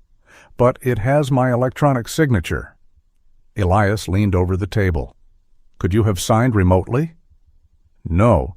The device ID is wrong." Her voice shook, but not with fear now, with focus. "I remember the old tablet. It died before I left. Dane said fixing it cost too much." Calder looked up from the stove, face pale. Nora wrote the date into a separate column. "Evidence." The word did not heal her, but it gave her hands something stronger than trembling to do. That evening, June gave her a number for Lenora Vale, a part-time attorney who helped adults trapped by financial abuse. Nora stood by the phone for nearly 10 minutes before calling. Bishop lay beside her chair the entire time. When the call connected, the voice on the other end was dry, older, and brisk enough to sand paint. "Lenora Vale," Nora swallowed. "My name is Nora Voss. Sheriff Knox said I may need help sorting financial documents." "Do you have dates?" "Yes." "Good. Feelings are real, Ms. Voss, but dates make liars sweat. Start there." Nora looked down at Bishop. For the first time, she smiled before she was safe. The greenhouse light came on 3 nights later. It was not much. A string of utility bulbs hung from the restored frame. Several glass panels were still patched. The pump made a nervous rattle Calder promised was personality, not failure. Ray disagreed from somewhere outside and used stronger language. But water moved through the lines. Warmth gathered beneath the glass. In the first narrow bed, Nora and Calder had planted winter greens under Elias's overly serious supervision. The seeds had no respect for military oversight. They rose when they were ready. Tiny green points broke the dark soil. Elias stood over them as if expecting one to confess. Nora came beside him, arms folded, eyes warm with tired victory. "You know," she said, "baby lettuce doesn't need to be interrogated." Elias did not look away from the seedlings. "I'm assessing readiness." "For salad?" "For survival." That may be the most Navy answer ever given to a vegetable. Behind them, Bishop's side and lay down on Marin's blue-gray scarf, which Elias had brought into the greenhouse without realizing it. Calder chuckled from the pump station. Ray shouted that if everyone was done flirting with produce, the west panel still leaked. June told him to stop bullying romance out of agriculture. Elias laughed. The sound came out rusty, almost unfamiliar. It did not erase Marin. It did not betray her. Her absence remained, a room inside him with the light turned low. But the laugh entered that room and did not break anything. Under the glass, while snow pressed against the world outside, the first green things kept rising. And Elias understood with a quietness deeper than grief that being alive was not the same as leaving the dead behind. Sometimes it was simply carrying them into a warmer room. The letter from Dane arrived on a morning so bright it felt dishonest. Snow covered Ash Hollow Ranch in clean white sheets. Sunlight struck the greenhouse glass and scattered in small shards across the yard. Inside, the first rows of winter greens had begun to stand taller, brave little things pretending they had not been born under a sky that could kill them. Nora was at the kitchen table, writing down an order for 3 crates of lettuce, when Elias came in from the mailbox. He did not speak at first. That was enough. Calder looked up from the pump valve he had been cleaning near the stove. What now? Elias set the envelope on the table. It had been sent through Dane's attorney, or at least through someone using enough legal language to make fear dress itself in a suit. Nora read the first page without sitting down. By the second paragraph, her face lost color. By the third, she placed one hand flat on the table as if the wood might keep the room from tilting. Dane was accusing her and Calder of unlawful occupation of Ash Hollow Ranch. He claimed Elias Rourke, a former military operator with possible stress-related instability, had taken advantage of a vulnerable woman and an elderly man, using them for labor under questionable circumstances. He attached debt summaries, old statements, selected messages, and a sworn note suggesting Nora had a history of confusion, evasion, and financial irresponsibility. Calder stood too fast. The valve rolled off his lap and struck the floor. "That lying." "Sit down," Nora said. Her voice was quiet. That made Calder stop faster than shouting would have. Elias read the packet once, then again. Anger moved through him, but it did not rise hot. It went cold and organized. Dane had not thrown a stone through a window. He had thrown paper, and paper, handled by the wrong hands, could cut deeper than glass. Sheriff Maribel Knox came to Ash Hollow before noon. She arrived in her county SUV, boots crunching across the yard, hat pulled low against the glare. There was no rescue music moment, no comforting speech delivered beneath heavenly light. Maribel carried a folder, a thermos, and the expression of a woman who had learned long ago that truth behaved badly when rushed. June followed 10 minutes later in her truck, claiming she had come because legal trouble should never be faced on bad coffee.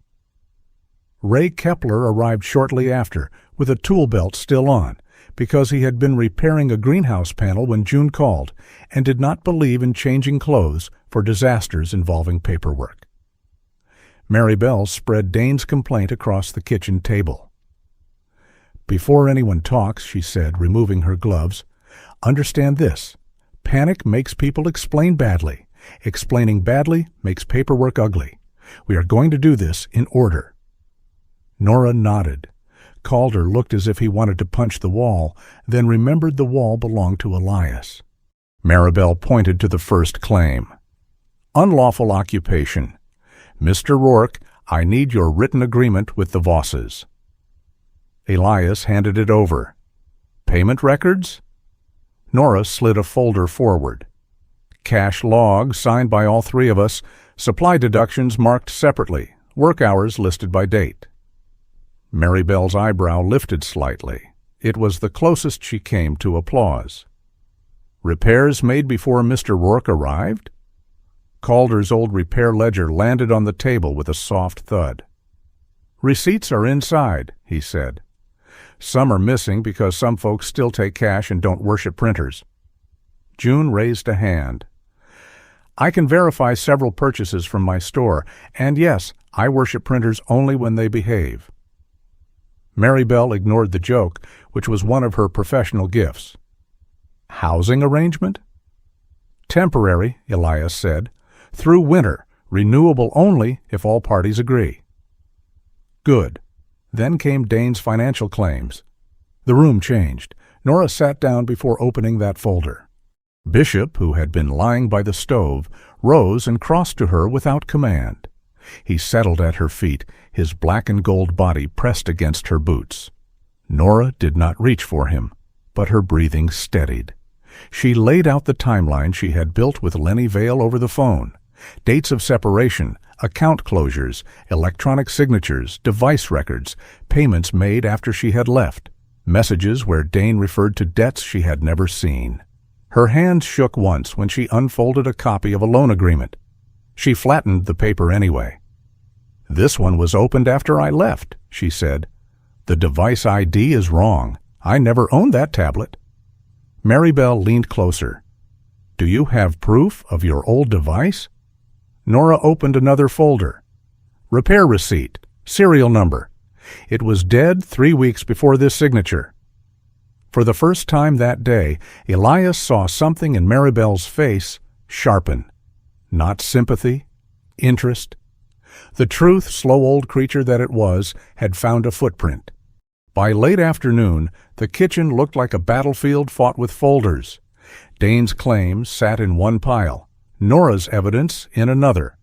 Calder's repair ledger lay open between them, its careful handwriting like an old man's attempt to hold back a flood with dates and nails. Maribel finally closed her folder. "I'm going to file this with the court and request an emergency hearing," she said.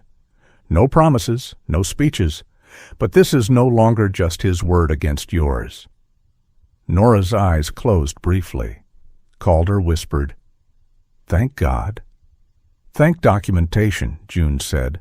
"God helps too, but he appreciates receipts." No one laughed loudly, but the room breathed. That night, however, Calder began to disappear from himself. It started with small things. He did not argue about dinner.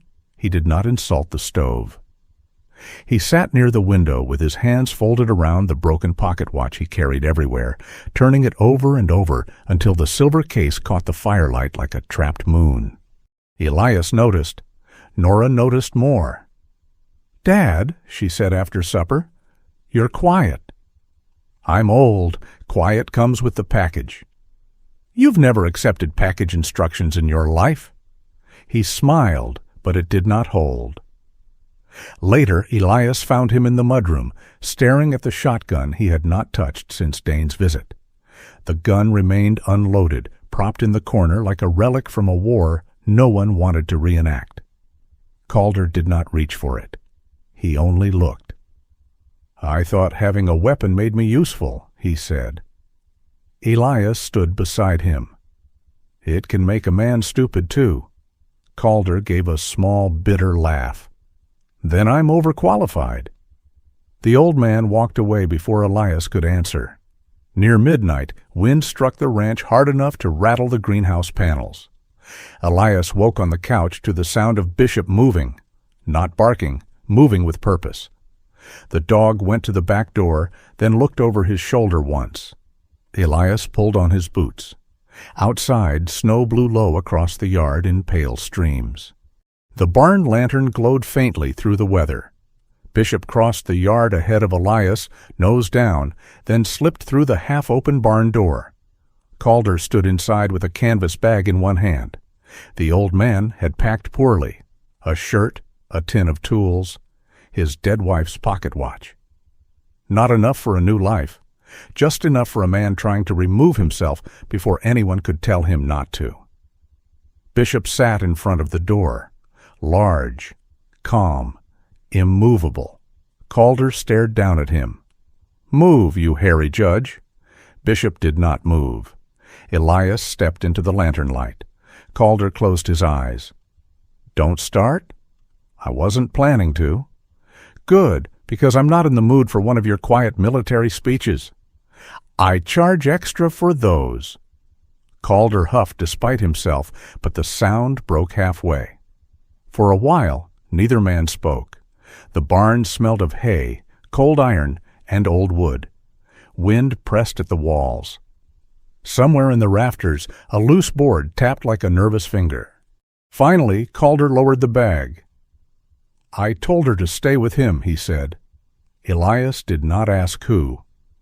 I told Nora marriage was hard, that men have tempers, that money gets tight, that maybe she was reading too much into things. His mouth twisted. Dane shook my hand, called me sir, helped me load a cabinet into my truck once. I thought a man who helped an old fool lift furniture couldn't be poisoning my daughter's life. He wiped his face with the back of one hand. I taught her to doubt herself before he finished the job. Elias looked at the snow blowing under the barn door. Calder's voice dropped. Every time she flinches, I hear my own advice. That was the kind of guilt that did not shout. It lived in the marrow. Elias leaned against a stall post. My father called me the week before he died. Calder turned slightly. I saw it, didn't answer. The confession entered the barn quietly, but it changed the air. I told myself he'd leave no message if it mattered. He never knew how to say anything straight. Elias looked toward the lantern. Then he died, and I made that my proof, that he hadn't tried hard enough. Calder did not interrupt. Truth is, I didn't want him to reach me. I was tired of being angry at him while he was alive. It was easier to be angry at a missed call. The old man lowered himself onto a feed crate with a grimace. Dead men make poor opponents, Calder said. They always win. No, Calder said after a moment. They just stop arguing. Makes us think they won. That landed somewhere Elias had not expected. Bishop rose, walked to Calder, and rested his head on the old man's knee. Calder's face collapsed in small pieces. I don't know how to be useful if I can't stand between her and harm, he whispered. Elias looked at the old man, at the shaking hands that could still repair delicate valves, at the shoulders bent under a sin that had begun as ignorance, not malice. You stood wrong once, Elias said. Stand better now. Calder stared at him. Not in front of her, Elias added. Beside her. When she speaks tomorrow, let her. The old man bowed his head. Outside, the wind kept trying to enter. Inside, one old man stayed. The emergency hearing took place 2 days later at the Pine Barrow Municipal Court, a squat brick building with bad heating and a flag that snapped like a whip in the clear cold. Bishop was not allowed past the lobby. This offended him. He sat near the inner doors with the dignity of a banished king, while June promised him in a whisper that the justice system had many flaws, and this was among the top 10. Inside, the hearing room was plain. Wooden benches, fluorescent lights, a judge with silver hair and a tired mouth, and Dane Whitlock sitting at a table in a dark suit that fit too well for innocence to be accidental. He smiled when Nora entered. She did not smile back. Lenny Vale arrived 5 minutes before the hearing began, carrying a leather satchel fat with folders and sticky notes. She was small, silver-haired, and brisk, with glasses low on her nose and the energy of a librarian who had once defeated a bear using only procedure. She shook Nora's hand, then looked at Elias. You the soldier? Navy. Noted. Don't glare unless I bill for atmosphere. June coughed into her glove to hide a laugh. Lenny turned to Nora. Her voice softened only by half an inch. You speak when asked. You don't apologize for existing. If you don't know, say you don't know. Dates are better than adjectives. Nora nodded.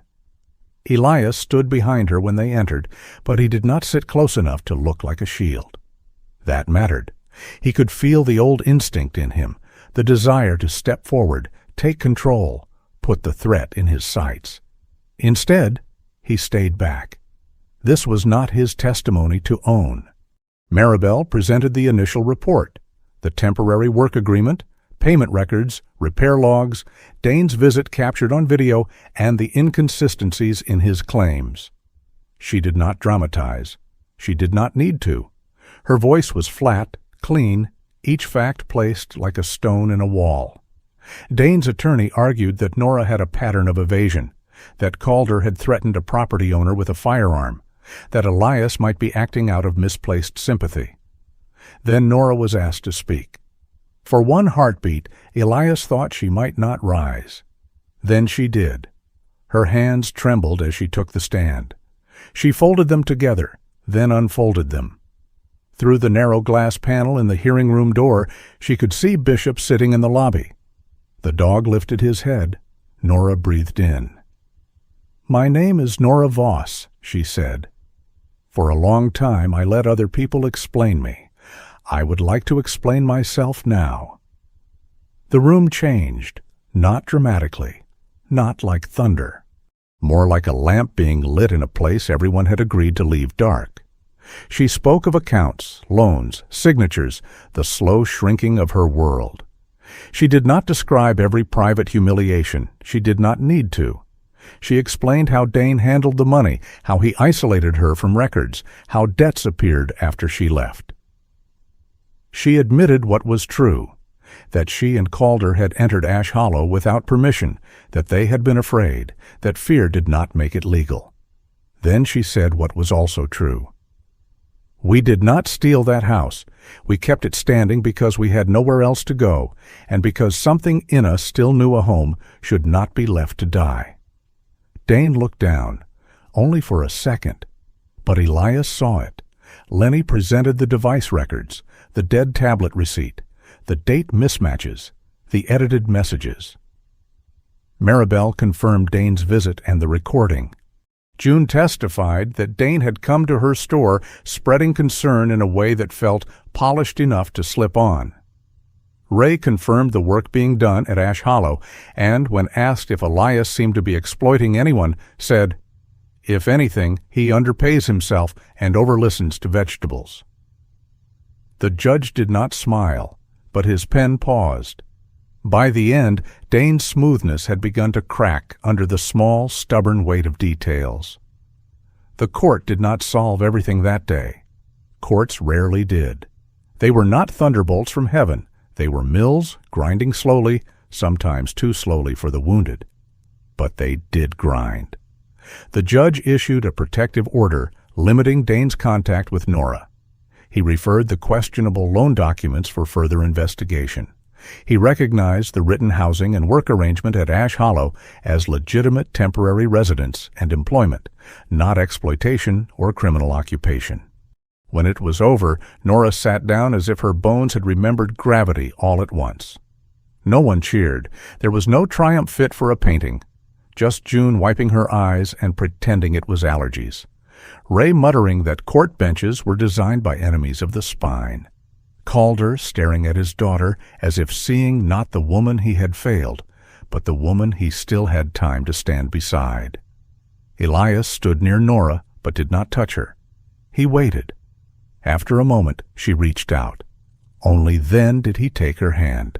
Her fingers were cold and trembling. His hand closed around them lightly, not to claim, not to rescue, only to answer. In the lobby, Bishop rose when they came through the doors. Nora knelt in front of him, and the German shepherd pressed his broad head against her chest with such careful force that she almost laughed and almost cried. Outside, the afternoon light lay clear on the snow. The truth had not finished its journey. But it had taken a step no one could push back into silence, and for that day, one step was enough. Winter did not leave Silver Antler Valley all at once. It loosened its grip like an old king reluctant to surrender the throne. Snow still lined the fence rails and gathered in blue shadows beneath the pines. The barn roof still wore a heavy white crown. In the mornings, the water troughs skimmed over with ice, and the wind still knew how to find the seam in a coat. But the light had changed. It no longer came down sharp and steel blue. It spread softer now, gold at the edges, as if the sun had finally remembered that the valley needed more than endurance. It needed comfort. Ash Hollow Ranch did not become wealthy. No miracle investor arrived. No newspaper crowned Elias Rourke a hero. No grand restoration unfolded in a single shining sweep. The ranch came back the way most broken things come back. One repaired hinge, one paid invoice, one honest morning at a time. The greenhouse gave them the first real proof. Rows of winter greens stood beneath the glass, small but stubborn, their leaves bright against the dark soil. Nora managed the orders from the kitchen table with her blue notebook open beside a chipped mug of coffee. The diner in Pine Barrow took 2 crates every Tuesday. The grocery bought whatever June Pritchard did not claim first. A few older households in the valley began ordering small boxes of greens, eggs, and herbs, paying in checks, cash, or occasionally jars of jam that June insisted should be entered under questionable currency. Nora kept the books clean. That mattered to her. Each paid invoice was more than money. It was evidence that her hands could build something no one had permission to twist into shame. Her handwriting grew steadier as the weeks passed. Her shoulders, once pulled inward as if bracing for a door to slam, began to settle back into their true shape. Calder set up his corner near the mudroom. One scarred workbench, a lamp with a crooked neck, small drawers for screws, springs, washers, and mysterious objects he called perfectly useful, while everyone else called metal crumbs. He repaired pump valves, clocks, door latches, lanterns, and one toaster June swore had been cursed by a Methodist. He worked slowly. He complained constantly. He looked happier than he had any right to admit. Ray Kepler continued showing up every few days, despite announcing each time that this was absolutely, legally, spiritually his final visit. He arrived with his dented thermos, bad knees, and worse mood, then fixed whatever threatened to fall apart. If anyone thanked him, he scowled. If no one thanked him, he scowled harder. June sold Ash Hollow greens from a crate near her store counter beneath a handwritten sign, "Grown in winter by people too stubborn to quit." Elias objected to the wording. June told him his face still looked like it had been personally insulted by a root vegetable, so she would not be taking branding advice from him. The sign stayed. Dane Whitlock left Pine Barrow before the first thaw reached the creek. There was no dramatic scene, no public apology, no grand fall from a courthouse staircase. The investigation into his financial records moved forward, slow and grinding, and his polished certainty began to look less like power and more like a suit left out in the rain. When word spread that more irregular loans were being reviewed, Dane vanished from town with the neatness of a man who believed disappearance was another form of control. Nora did not celebrate. For several days after he left, she still looked toward the road whenever an unfamiliar engine passed. Then one morning, she did not. That was how peace arrived. Not with trumpets, not with a judge's final word. Just a woman pouring coffee while a truck passed beyond the pines and realizing her body had not prepared to flee. Elias saw it happen. He said nothing. Bishop, who missed very little and judged most things with the solemnity of an old priest, rested his head against Nora's knee. She scratched the fur behind his scarred ear. "I know," she murmured. Bishop sighed, as if humans were slow students but worth the trouble. The idea for the room came on a clear afternoon when Elias found Marin's blue-gray scarf folded in the greenhouse beside a tray of seedlings. He had moved it there without thinking weeks earlier after Bishop kept carrying it from the house to whichever place Elias spent the most time. The scarf had become part blanket, part relic, part quiet joke between the living and the dead. It still held a faint memory of Marin's hands, or perhaps Elias only wanted it to. He stood with it in his palms for a long time. Nora was checking the new bed frames in the small storage room beside the greenhouse. They had been planning to use the room for seed trays and tools, but it had good insulation, a small window facing the pines, and a separate door with a working lock. A lock that could be opened from the inside. Elias looked at that lock and remembered something Marin had said years ago after visiting a woman from her support group who had lost her apartment during treatment. People in pain don't always need advice, she had told him. Sometimes they need a chair, a door that closes, and someone who doesn't ask them to perform gratitude before they've slept. At the time, Elias had nodded like he understood. He had not fully. Now he did. The room did not become a shelter in the grand, foolish way people sometimes imagine mercy. Elias had seen enough broken systems to know good intentions could become dangerous if they outran structure. So he called Sheriff Maribel Knox. Nora called Lenny Vale. June called the church committee and threatened them into efficiency. Ray claimed he knew nothing about social work and then repaired the room's heater better than anyone else could have. They built a small emergency room, 72 hours only, 1 or 2 adults at a time. Referral required through Maribel, Lenny, or the county support network. Clean bedding, a locking door, tea, a first aid kit, a phone charger, a list of legal and housing resources on the desk. Nothing grand, nothing that pretended to fix a life in 3 days. Just a pause. Sometimes a pause was the difference between going back and going forward. Elias painted the door himself. Cream, because Marin had once said white walls made rooms feel like hospitals, and beige walls made them feel like oatmeal had won an election. Cream, she had argued, was the peace treaty. June called that opinion suspiciously fancy for a dead woman who had killed a cactus. Elias laughed softly, and the room did not punish him for it. When the paint dried, Calder carved a small sign for the door. Marin's room. The letters were simple, deep, and steady. Elias held the sign for a long while before hanging it. He did not make the room for grief to sit in and weep forever. He made it because grief, if given honest work, could become something gentler than a ghost. It could become a lamp left on, a folded blanket, a place where someone did not have to explain why they were shaking. Inside, Nora placed a small potted plant on the windowsill. It was the hardiest plant June could find. Nearly impossible to kill, June said. Then she looked at Elias. Though your late wife apparently treated botany as a contact sport, so no promises. Elias touched one leaf with his finger. Marin would have named it? What? Probably Walter. June blinked. The plant? She said plants with serious names tried harder. Ray, passing the doorway with a toolbox, muttered, "Walter looks lazy." The plant remained Walter.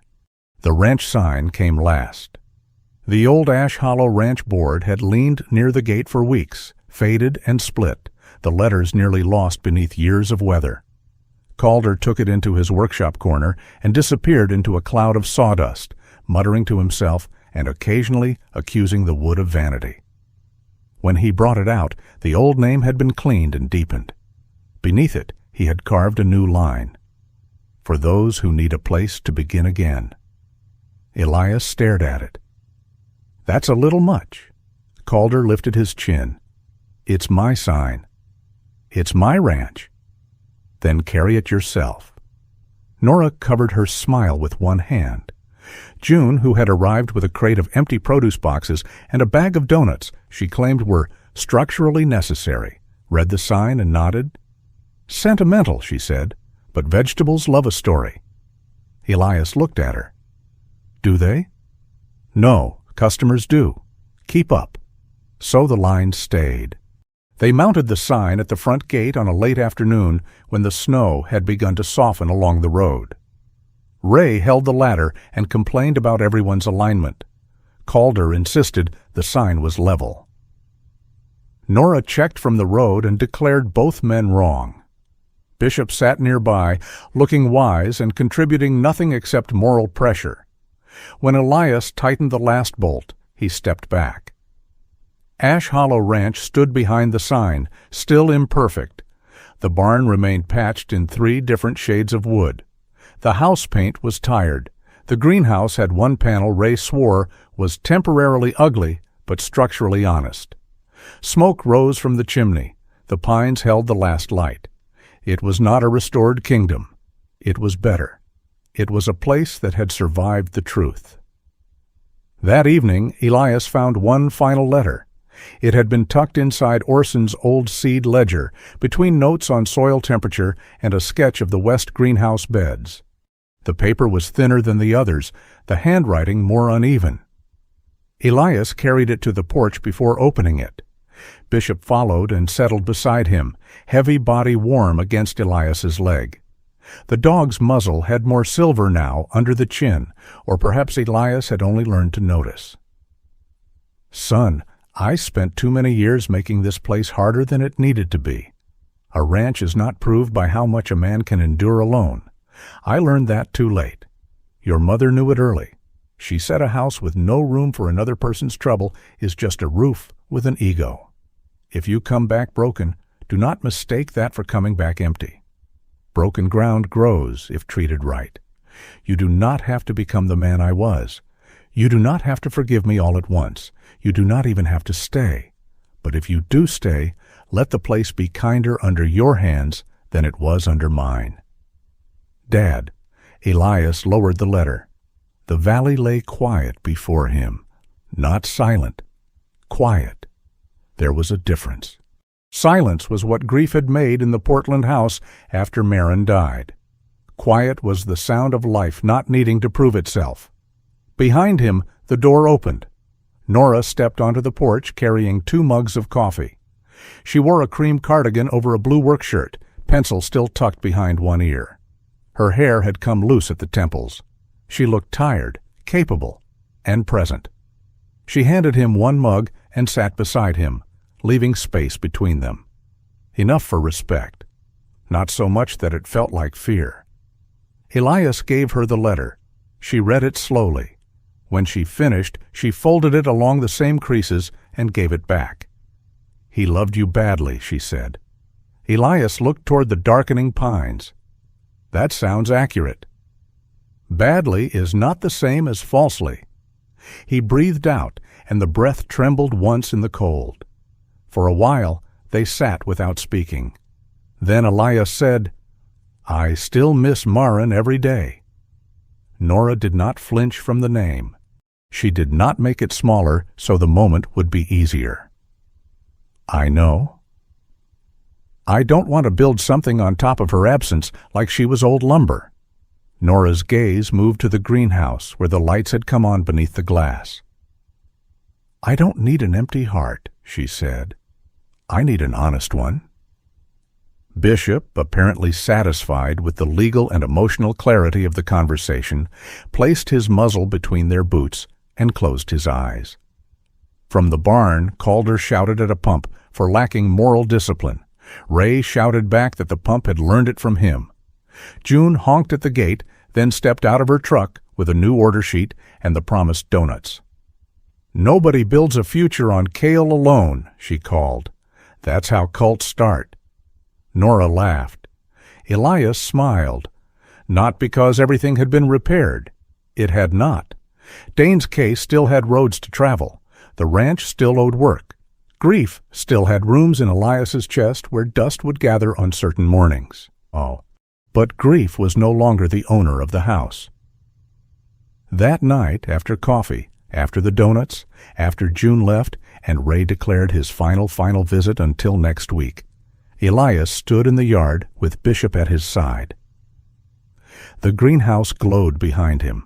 Smoke rose from the chimney. Marin's room waited with clean sheets, a locked door, and a plant named Walter trying very hard not to die. Nora's voice drifted from the kitchen as she corrected Calder's math. Calder argued. Badly. Happily. Elias looked at the old sign at the gate. Ash Hollow Ranch. For those who need a place to begin again. He had come here intending to sell a dead thing.